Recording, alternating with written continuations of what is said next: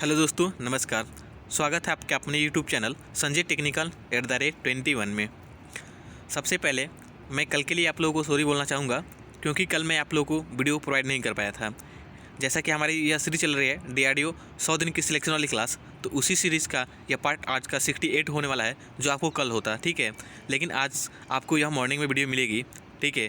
तो उम्मीद है आपको हम कोशिश करेंगे कि पुनः आपकी जो इवनिंग में जो ऐसे जैसे आपकी वीडियो मिलती है, वो इवनिंग में भी वीडियो आपको प्रोवाइड करें, ताकि आपकी जो कल वाली क्लास है और आज वाली क्लास है, यानी कि आज को 2 क्लास हो सकती है। तो हो सकता है आपको 2 क्लास मिले, एक मॉर्निंग में मिलेगी और एक इवनिंग में, ठीक है। तो अभी मॉर्निंग में क्लास आपको हो रही है, ठीक है। और हम कोशिश करेंगे कि आपकी इवनिंग वाली क्लास भी हम कैसे भी आपको मैनेज करें। क्वेश्चंस बनाने में थोड़ा सा टाइम लग जा रहा है, क्योंकि क्वेश्चंस को थोड़ा सा टाइप करना, फिर उसके बाद क्वेश्चन एक क्वेश्चन को छांटना पड़ता है। ये नहीं कि कहीं से भी कोई भी क्वेश्चन उठा के दे देते हैं, ठीक है। तो इसमें थोड़ा सा टाइम लग गया मुझे, और क्वेश्चन हिंदी और इंग्लिश दोनों में बनाने रहते हैं, तो इस वजह से थोड़ा उसमें ज़्यादा टाइम लग जाता है।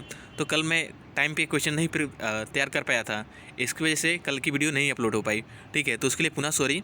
और उम्मीद है मैं अपनी तरफ से पूरा प्रयास कर रहा हूँ कि आप लोग को अच्छे कंटेंट प्रोवाइड किए जाएँ, ताकि आपको एग्ज़ाम में उसका जो है उसका बेनिफिट मिले, ठीक है। तो उम्मीद है आज की यह वीडियो आप लोगों के लिए काफ़ी इन्फॉर्मेटिव होने वाली है, और आज की इस वीडियो के माध्यम से आज आपको अपने ट्रेड से यानी कि फीटर से संबंधित बहुत सी सारी जानकारी मिलने वाली है। तो चलिए वीडियो को शुरू करते हैं बिना किसी देरी के। आज का हमारा जो पहला प्रश्न है वो शीट मेटल से संबंधित है, ठीक है। क्वेश्चन है आपका, which stakes provide double ended shelter, यानी कि कौन सा स्टेक्स जो होती है वो डबल इंडेड आश्रय प्रदान करती हैं। सबसे पहले हम जान लेते हैं कि स्टेक्स होती क्या हैं। तो स्टेक्स जो होती हैं आपका शीट मेटल में, आपको जो मेटल शीट होती हैं उनको अलग अलग शेप में बनाने के लिए हम इसका प्रयोग करते हैं। इसके द्वारा हम मेटल को सपोर्ट प्रदान करने का कार्य करते हैं। यानी कि एक बात करें स्टेक्स की, तो यह जो आपकी होती है यह एनुअल के तरीके कार्य करती हैं। तो इंपॉर्टेंट पॉइंट है, आप इसको याद रखिएगा, ठीक है। और स्टेक्स यहाँ पे क्वेश्चन है आपका कि कौन सी स्टेक डबल इंडेड आश्रय प्रदान करती हैं, तो इसका राइट आंसर हो जाएगा हॉर्स स्टेक, ठीक है। तो याद रखिएगा कि जो हॉर्स स्टेक होती है वो आपके डबल इंडेड आश्रय प्रदान करती है, तो राइट आंसर होगा हॉर्स स्टेक, ठीक है। और क्वेश्चन आपसे पूछता है कुछ स्टेक से संबंधित, जैसे कि आपसे पूछता है कि फनल बनाने के लिए कौन से स्टेक्स का प्रयोग करते हैं। तो याद रखिएगा फनल बनाने के लिए हम हाफ मून स्टेक्स का प्रयोग करते हैं, ठीक है। तो ये भी इंपॉर्टेंट पॉइंट है, आप इसको याद रखेंगे। चलिए नेक्स्ट क्वेश्चन की तरफ बढ़ते हैं। सेकेंड नंबर का क्वेश्चन है, which steel tool is used to flatten metal around the lead of a punch, ठीक है। क्वेश्चन है आपका हिंदी में कि किस टूल का प्रयोग किए गए सुराग के चारों ओर से धातु को फ्लैट करने के लिए यानी कि समतल करने के लिए, बराबर करने के लिए किया जाता है। तो याद रखिएगा बैल पिन हैमर का प्रयोग जो है किसी भी सुराग किए गए धातु के चारों तरफ से मेटल को फ्लैट करने के लिए करते हैं। तो राइट आंसर हो जाएगा बाल पिन हैमर, ठीक है। बाल पिन हैमर से संबंधित कुछ और भी क्वेश्चन आपसे एग्जाम में पूछे जाते हैं, तो मैं आप लोगों के उन सभी क्वेश्चन का जो है आप लोगों को बता देना चाहता हूं। जैसे कि आपसे क्वेश्चन पूछ सकते हैं कि रिवेटिंग के लिए कौन से हैमर का प्रयोग करते हैं, तो वहाँ पे भी आपका राइट आंसर होगा बाल पिन हैमर, ठीक है। इसके साथ ही आपसे पूछ सकता है कि पंचिंग के लिए भी कौन से हैमर का यूज़ करते हैं, तो पंचिंग के लिए बाल पिन हैमर 250 ग्राम हैमर का प्रयोग करते हैं, ठीक है। यानी कि बाल पिन हैमर जिसका वजन होना चाहिए आपका 250 ग्राम, यानी कि 250 ग्राम, ठीक है। तो इंपॉर्टेंट पॉइंट है, आप याद रखिएगा। रिवेटिंग के लिए और पंचिंग के लिए भी बाल पिन हैमर का प्रयोग करते हैं। इन्हें बाल पिन हैमर क्यों कहते हैं, क्योंकि इसकी जो पिन होती है बॉल के आकार की होती है, यानी कि गेंद के आकार की होती है, गोल होती है, ठीक है। तो इंपॉर्टेंट पॉइंट है, आप इसको याद रखेंगे, ठीक है। बात करें स्लेज हैमर की, तो इसका जो वजन होता है यह काफ़ी अधिक होता है। इसका वजन जो होता है 2 से लेकर 10 किलोग्राम होता है, ठीक है। और यह जो आपका फोर्जिंग शॉप में प्रयोग किया जाता है। तो इंपॉर्टेंट पॉइंट है, आप इसको याद रखिएगा। नेक्स्ट क्वेश्चन है आपका, जो रिवेटिंग हैमर है यह इसका कोई हैमर नहीं होता है, और सेटिंग तो होता नहीं है, ठीक है। तो ये भी इंपॉर्टेंट है, आपसे क्वेश्चन पूछ सकता है ये जरूर कि रिवेटिंग में कौन से हैमर का प्रयोग करते हैं, तो वहाँ पे याद रखिए कि बाल पिन हैमर का प्रयोग करते हैं, ठीक है। चलिए नेक्स्ट क्वेश्चन की तरफ बढ़ते हैं। नेक्स्ट क्वेश्चन आपका थर्ड नंबर का, which property of filler metal allows its to flow in small clearance in brazing, यानी कि ब्रेजिंग में फिलर धातु का कौन सा गुण उसे छोटे क्लियरेंस में बढ़ने देता है। तो याद रखिएगा कैपिलरिटी की वजह से जो ब्रेजिंग में जो मेटल होते हैं वो छोटे छोटे कोनों के रूप में, छोटे छोटे क्लियरेंस के रूप में बहने जो है मेटल को बहने देता है। तो राइट आंसर हो जाएगा आपका कैपिलरिटी, ठीक है। और कुछ इसमें जैसे कि पहला ऑप्शन है आपका विस्कोसिटी, तो इसको डिस्कस कर लेते हैं, जान लेते हैं विस्कोसिटी होती क्या है। तो विस्कोसिटी जो है किसी भी आपको क्या कहते हैं उसको लुब्रिकेंट का यह गुण होता है कि वह कितना मोटा है, मतलब कितना मोटा है, विस्कोसिटी के माध्यम से ये उसकी पता चलती है, ठीक है। और मतलब कि गाढ़ापन आप कह सकते हैं कि विस्कोसिटी क्या होती है। तो किसी भी लुब्रिकेंट का, ये लुब्रिकेंट का वो गुण जिससे ये पता चलता है कि लुब्रिकेंट के अंदर कितना वो गड्ढा है। गड्ढा मतलब हाँ वो कितना मोटा है, ठीक है। तो वो होती है उसकी विस्कोसिटी। और जितना कोई भी पदार्थ जितना अधिक इसकी विस्कोसिटी हाई होगी वो उतना ही ज़्यादा मोटा होगा, ठीक है। और विस्कोसिटी कम होगी तो वह पतला होगा। जैसे कि पानी हो गया तो क्या होता है आपका बहुत पतला होता है, यानी कि विस्कोसिटी इसकी क्या होगी, कम होगी। वैसे ही डेंसिटी की बात करें तो किसी डेंसिटी आपको पता ही होगा। और मेल्टिंग पॉइंट की बात करें तो यह धातु का वह मैक्सिमम तापमान जिस पर वह पिघलना शुरू कर देते हैं वो धातु का मेल्टिंग पॉइंट कहलाता है, यानी कि गलनांक बिंदु होता है, ठीक है।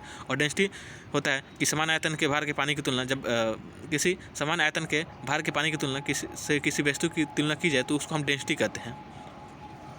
तो इसको याद रखेंगे, ठीक है। नेक्स्ट क्वेश्चन है आपका 4 नंबर का। तो आपका राइट आंसर होगा ब्रेजिंग में फिलर धातु का कौन सा गुण उसे छोटे क्लेंस में बढ़ने देता है। तो राइट आंसर होगा कैपिलैरिटी, ठीक है। तो राइट आंसर आपका 4th हो जाएगा डी नंबर का, ये आप इसको याद रखेंगे। चलिए नेक्स्ट क्वेश्चन पढ़ते हैं 4 नंबर का। Which type of fire extinguisher is used in welding shop, यानी कि वेल्डिंग शॉप में किस प्रकार के फायर एक्सटिंग्विशर का प्रयोग किया जाता है, ठीक है। तो सबसे पहले हम जान लेते हैं कि फायर एक्सटिंग्विशर होते क्या है। तो फायर एक्सटिंग्विशर एक प्रकार का प्रोटेक्शन डिवाइस है, फायर प्रोटेक्शन डिवाइस है, ठीक है, जिसका प्रयोग हम आग से बचने के लिए, आग पे कंट्रोल करने के लिए हम इसका प्रयोग करते हैं, ठीक है। और विभिन्न प्रकार के फायर्स के लिए हम विभिन्न प्रकार के फायर एक्सटिंग्विशर का भी प्रयोग करते हैं। तो इंपॉर्टेंट पॉइंट है, आप इसको याद रखेंगे। सबसे पहले आपका फोम टाइप एक्सटिंग्विशर, ठीक है, यानी कि फोम टाइप एक्सटिंग्विशर क्या होता है और इनका प्रयोग कहाँ पे होता है। तो फोम टाइप एक्सटिंग्विशर जो होते हैं आपके ऑयली फायर को कंट्रोल करने के लिए हम फोम टाइप एक्सटिंग्विशर या फोम फायर एक्सटिंग्विशर का प्रयोग करते हैं। यानी कि जो आग तेलीय पदार्थों से लगती है उन पर नियंत्रण पाने के लिए, उन्हें बुझाने के लिए हम फोम फायर एक्सटिंग्विशर का प्रयोग करते हैं, ठीक है। और ड्राई पाउडर का जो यूज़ होता है, ये गैस लगी हुई आग को कंट्रोल करने के लिए, उन्हें बुझाने के लिए हम ड्राई पाउडर एक्सटिंग्विशर का प्रयोग करते हैं। वैसे ही वेल्डिंग शॉप में जो है हम कार्बन डाइऑक्साइड फायर एक्सटिंग्विशर का प्रयोग करते हैं आग को कंट्रोल पाने के लिए। तो आपका राइट आंसर हो जाएगा कार्बन डाइऑक्साइड वेल्डिंग शॉप में प्रयोग किया जाने वाला एक्सटिंग्विशर है, ठीक है। तो इसका याद रखिएगा, राइट आंसर हो जाएगा कार्बन डाइऑक्साइड CO2, ठीक है, CO2, ठीक है। और हेलन एक्सटिंग्विशर का प्रयोग जो है इलेक्ट्रिक शॉर्ट सर्किट किसी वजह लगे बनी हुई आग को कंट्रोल करने के लिए हेलन एक्सटिंग्विशर का प्रयोग करते हैं, ठीक है। इसे हम CTC एक्सटिंग्विशर भी कहते हैं। तो याद रखिएगा, CTC की फुल फॉर्म आपसे पूछ सकते हैं, तो इसका होता है फुल फॉर्म कार्बन टेट्राक्लोराइड, ठीक है। तो इंपॉर्टेंट पॉइंट है, आप इन सभी पॉइंट्स को याद रखेंगे। चलिए नेक्स्ट क्वेश्चन की तरफ बढ़ते हैं। 5 नंबर क्वेश्चन आपका, how to specify the folding machine, यानी कि फोल्डिंग मशीन को कैसे निर्दिष्ट या विनिर्दिष्ट करते हैं।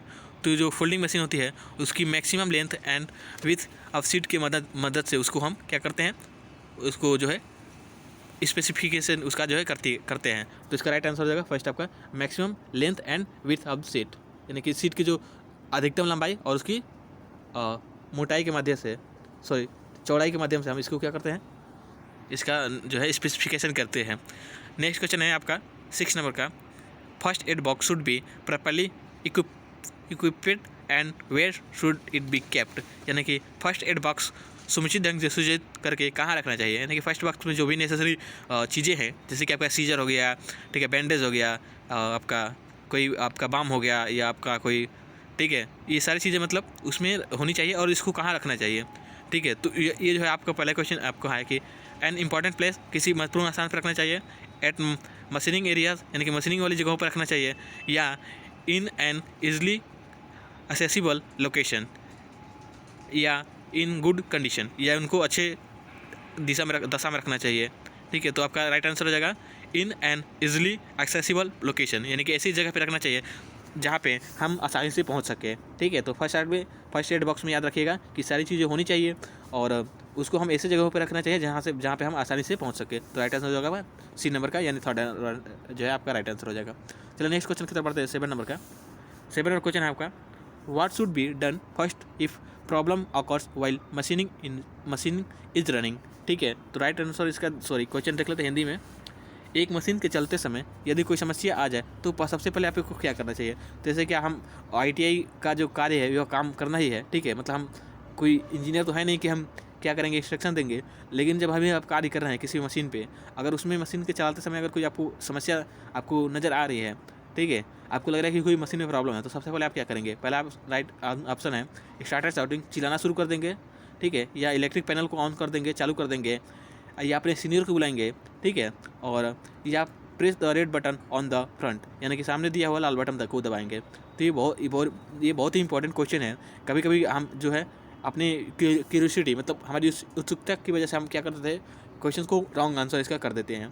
तो आप लोग पहले इसका राइट क्वेश्चन का आंसर बताइए, ठीक है। तो फिर उसके बाद मैं बता रहा हूँ। तो क्योंकि होता क्या है कि हम एग्जाम में जब जाते हैं और क्वेश्चन देखते हैं तो आपको लगता है जो क्वेश्चन आपको 1-2 बार पढ़े होते हैं तो लगता है कि बहुत आसान है, और उस वजह से आपसे उसमें क्या करते हैं, थोड़ी सी अगर क्वेश्चन में वो चेंज कर दिया रहता है तो आप वहाँ पे उसको गलत कर देते हैं, उस क्वेश्चन को अगर अच्छे से आप नोटिस नहीं करते हैं तो, ठीक है। तो ऐसे इसमें होता है कई बात जो है आप लोगों को ये क्वेश्चन गलत हो जाता है आप लोगों से। तो अब उम्मीद है आपने इसका राइट आंसर कर दिया होगा। अगर नहीं किया तो आपने कमेंट बॉक्स में जरूर क्वेश्चन का आंसर करिएगा। तो इसका राइट आंसर हो जाएगा कि अगर कोई मशीन चलाते समय अगर आपको कोई समस्या नज़र आ रही है तो सबसे पहले हमें सामने दिए हुआ लाल बटन को क्या करना चाहिए, दबा करके मशीन को रोक देनी चाहिए, यानी बंद कर देना चाहिए। तो इसका राइट आंसर होगा press the red button on the front, ठीक है। तो कभी कभी क्या होता है कि आप लोग उसका कॉल द सीनियर या कॉल द सुपरवाइजर आप राइट आंसर करके आए थे, जो कि गलत हो जाता है, ठीक है। तो याद रखिएगा कि अगर कोई मशीन चलाते समय कोई उसमें दिक्कत आ रही है तो तुरंत हमें लाल बटन दबा करके उसको रोक देना चाहिए, उसे बंद कर देना चाहिए, ठीक है। नेक्स्ट क्वेश्चन है आपका perfect example of driving fit, ठीक है। तो यहाँ पे पूछा गया कि ड्राइविंग फिट का उत्तम उदाहरण क्या है, यानी कि परफेक्ट उदाहरण, सबसे अच्छा उदाहरण क्या है। तो याद रखिएगा ड्राइविंग फिट का जो सबसे अच्छा उदाहरण है वो सॉफ्ट ऑन बॉल बेयरिंग, यानी कि बॉल बेयरिंग पे सॉफ्ट को फिट करना, ये ड्राइविंग फिट का सबसे अच्छा उदाहरण है, ठीक है। तो राइट आंसर पहला हो जाएगा। फिट आपके 3 प्रकार के होते हैं, श्रिंकेज फिट, ट्रांजिशन फिट और इंटरफेरेंस फिट, तो ये याद रखिएगा। चलिए नेक्स्ट क्वेश्चन है 9 नंबर का, what metals are solid milling cutters made from, यानी कि जो सॉलिड मिलिंग कटर होते हैं वो किस धातु के बनाए जाते हैं। तो याद रखिएगा जो सॉलिड मिलिंग कटर है वो आपके हाई स्पीड स्टील धातु से बनाए जाते हैं, या जो मैक्सिमम आपकी जो कटिंग टूल होते हैं वो आपके हाई स्पीड स्टील से ही बनाए जाते हैं। एक हाई स्पीड स्टील से संबंधित क्वेश्चन पूछा जाता है आपसे अक्सर कि हाई स्पीड स्टील के कंपोजिशन क्या है, यानी कि उसमें कौन कौन से तत्व शामिल होते हैं। तो याद रखिएगा हाई स्पीड स्टील में टंगस्टन, ठीक है, क्रोमियम और वेनेडियम शामिल होते हैं, जिसमें टंगस्टन की मात्रा 18%, क्रोमियम की मात्रा 4% और वेनेडियम की मात्रा 1% होती है, यानी कि इनका रेशियो होता है 18, 4 और 1 का। तो इंपॉर्टेंट पॉइंट है, आप इसको याद रखेंगे। हाई स्पीड स्टील में टंगस्टन, क्रोमियम और वेनेडियम होता है, जिसमें टंगस्टन 18%, क्रोमियम 4% और वेनेडियम जो है 1% आपका होता है। तो इससे क्वेश्चन आपसे एग्जाम में पूछा जाता है, इसको याद रखेंगे। चलिए नेक्स्ट क्वेश्चन की तरफ बढ़ते हैं, और 10 नंबर क्वेश्चन आपका, the properties of wrought iron are determined by, यानी कि रॉट आयरन के गुण को किसके द्वारा, गुरु नहीं यहाँ पे गुण है, ठीक है, याद रखिएगा ये गुण है, सॉरी ये गुण है, ठीक है, गुण, ठीक है। तो याद रखिएगा रॉट आयरन के गुण को किसके द्वारा निश्चित किया जाता है। तो याद रखिएगा रॉट आयरन में आपके कार्बन और मैग्नीशियम होते हैं कि कार्बन और मैग्नीज होते हैं, एल्युमिनियम एंड कॉपर होते हैं कि मैग्नीशियम एंड मैग्नीज होते हैं। तो याद रखिएगा जो कार्बन होता है इसमें कार्बन और मैग्नीज होते हैं, तो इसका राइट आंसर होगा सेकंड, कार्बन एंड मैग्नीज, ठीक है। और रॉट आयरन सबसे शुद्ध लोहा होता है, इससे क्वेश्चन आपसे अक्सर ये पूछा जाता है कि सबसे शुद्ध लोहा कौन सा होता है, रॉट आयरन, और यह जो है आपका पुडलिंग फड़ने से तैयार किया जाता है, ठीक है। तो और इससे क्वेश्चन आपसे पूछ सकता है कि सबसे बेकार लोहा कौन सा होता है, सबसे अशुद्ध लोहा कौन सा होता है। तो यहाँ पे याद रखिएगा पिग आयरन, ठीक है, पिग आयरन सबसे घटिया लोहा या सबसे बेकार लोहा होता है पिग आयरन, जबकि सबसे अच्छे लोहे की बात करें तो आपका रॉट आयरन सही हो जाएगा, शुद्ध लोहा सबसे रॉट आयरन होता है, ठीक है। तो चलिए नेक्स्ट क्वेश्चन सॉरी आज की इस वीडियो में 10 क्वेश्चन ही मैं ऐड कर पाया हूँ, क्योंकि टाइम नहीं मैनेज हो पाया था। और मैं आपको जैसे पहले बता दिया वीडियो की स्टार्टिंग में कि वीडियो बनाने में टाइम थोड़ा ज़्यादा लग रहा है, क्योंकि आपको इंग्लिश में क्वेश्चन टाइप करना, फिर उसको हिंदी में टाइप करना, ठीक है। तो ये थोड़ा टास्क डिफ़िकल्ट होता जा रहा है, ठीक है। तो इस वजह से मैं 10 ही क्वेश्चन आज को इस वीडियो में ऐड कर पाया हूँ, और उम्मीद है आज की जो वीडियो आपको काफ़ी पसंद आई होगी। और वीडियो पसंद आई हो तो प्लीज़ वीडियो को लाइक कर दिएगा, और चैनल पर नए हैं तो चैनल को सब्सक्राइब कर लीजिएगा, ठीक है। और उम्मीद है आज की इस वीडियो से आपको काफ़ी जो है चीज़ें सीखने को मिली है। और एक चीज़ और मैं आपको बता देना चाहता हूँ कि आपको आज की ये आने वाली इवनिंग में भी हो सकता है कि आपको वीडियो मिले, तो उस पर हम कोशिश करेंगे आपके कि पूरे 25 क्वेश्चन का डिस्कशन किया जाए, ठीक है। तो मिलते हैं नेक्स्ट वीडियो में, तब तक के लिए धन्यवाद, जय हिंद।